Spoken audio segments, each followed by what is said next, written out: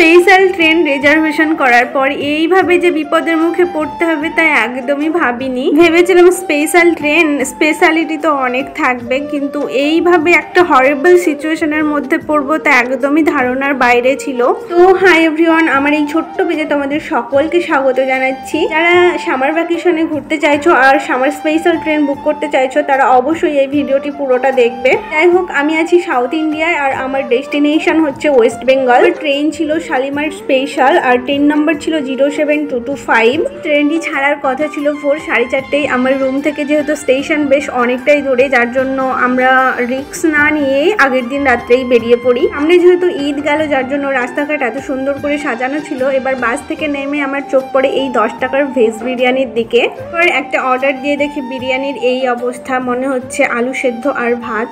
এবার আমরা কিছু খাবার দাবার কেনার জন্য চলে আসি এই একটা দোকানে। এখানে 30 টাকায় অনেক রকমের ভ্যারাইটির জিনিস ছিল। এখান থেকে আমরা কিছু খাবার নিই, তারপরে চলে যাই স্টেশনের দিকে। এই যে দেখো, চলে এসেছি সেকেন্দ্রাবাদ রেলওয়ে স্টেশন। স্টেশনে এখানে নতুনভাবে কাজ চলছে, যার জন্য এখানে একদিক তো পুরো ভেঙেই ফেলেছে। তখন পর্যন্ত তো সবই ঠিকঠাক ছিল। এইবার শুরু হয় আমাদের ধৈর্যের পরীক্ষা। ভেবেছিলাম ডরমেটরি থাকবে, আমরা রিল্যাক্স করতে পারবো, যার জন্য আগের দিনই বেরিয়েছিলাম। কিন্তু এই যে দেখো এই অবস্থা। স্টেশনে যেহেতু কাজ চলছে যার জন্য কোনো ডরমেটরি নেই, সবকিছু ভেঙে ফেলা হয়েছে।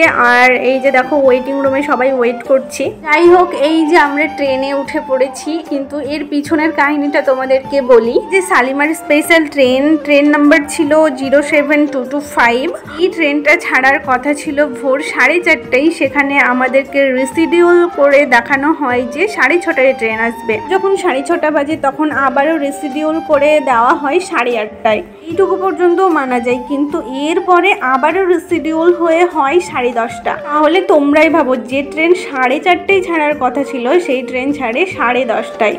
অলরেডি 6 ঘন্টা ডিলে করার পরে আমরা ট্রেনে উঠে যাই। প্রথমে তো ট্রেন খুব জোরেই চলছিল। এই যে দেখো আমরা ফুটেজ নিচ্ছিলাম, বেশ ভালোই মজা করছিলাম। কিন্তু এরপরে আসে একদমই বিরক্তিকর অবস্থা। আমাদের জার্নি কমপ্লিট হওয়ার কথা ছিল 25.5 ঘন্টার মধ্যে, কিন্তু আমাদের জার্নি কমপ্লিট হয় 39 ঘন্টা পর।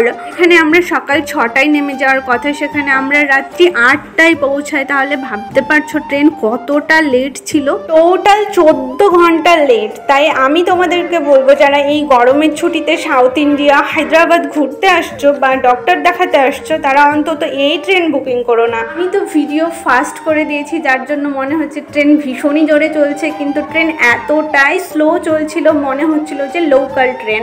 ট্রেনের কোনো ভ্যালুই নেই, যেখানে সেখানে দাঁড় করিয়ে দিচ্ছে। সবার মুখে একই কথা, জীবনেও এই ট্রেনে আর রিজার্ভেশন করবো না।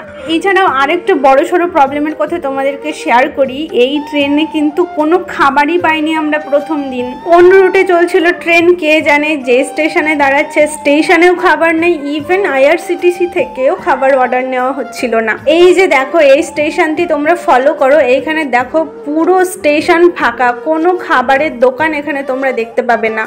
এই একটা প্রবলেম তো বড়সড় প্রবলেম, যার জন্য ট্রেনের সবাই খুবই বিরক্তিকর পরিস্থিতির মধ্যে ছিল। আর একটা মজার ব্যাপার কি জানো, অনেকক্ষণ পরে একটা চাওয়ালা ওঠে, তাকে ভেতরেই আসতে দেওয়া হয়নি। কারণ কি জানো, কারণ গেটের কাছে তার সব চা শেষ হয়ে যায়। ভাগ্যিস আমি এই চিড়ে ভেজে বাড়ি থেকে নিয়ে গিয়েছিলাম, ব্যাগে কিছু ব্রেড ব্যানানা এইসব ছিল, এগুলো খেয়েই তৃপ্ত হয়। আর এই স্টেশনটি দেখো, এইখানে একটা চিপসের দোকান ছিল, এখান থেকে সবাই কেনাকাটা করছিল, কেক বিস্কিট এটা সেটা। আর এই যে দেখো এই দৃশ্যটা কত সুন্দর লাগছে, দূরে ওই পাহাড় আর এই যে ট্রেনের রাস্তা, খুবই দারুণ লাগছিল এই সিনটা। এই করতে করতে যখন আমরা উড়িষ্যার দিকে ঢুকে যাই তখন একটুখানি স্বস্তি আসে। যখন খাবার অর্ডার করা হয় রাত তখন 8:30টা, তখন আমরা খাবার পাই। সারা দিনের পরে যখন এই খাবারগুলো পেলাম সত্যি তৃপ্তি লাগছিল। এই যে দেখো ভাত, আর এখানে ছিল একটা বিরিয়ানি। এইখানে একটা নিয়েছিলাম ভেজ থালি আর একটা ছিল চিকেন বিরিয়ানি। খাবারের মানগুলো বেশ ভালোই ছিল, খেতেও বেশ টেস্টি ছিল, আর খিদে পেটে ছিলাম আরোই বেশি ভালো লাগছিল। তো যাই হোক, খাওয়া দাওয়া কমপ্লিট করে আমরা ঘুমিয়ে পড়ি। করি। আমাদের সিট ছিল থার্ড এসিতে, তো ঘুমটাও বেশ ভালোই এসেছিল।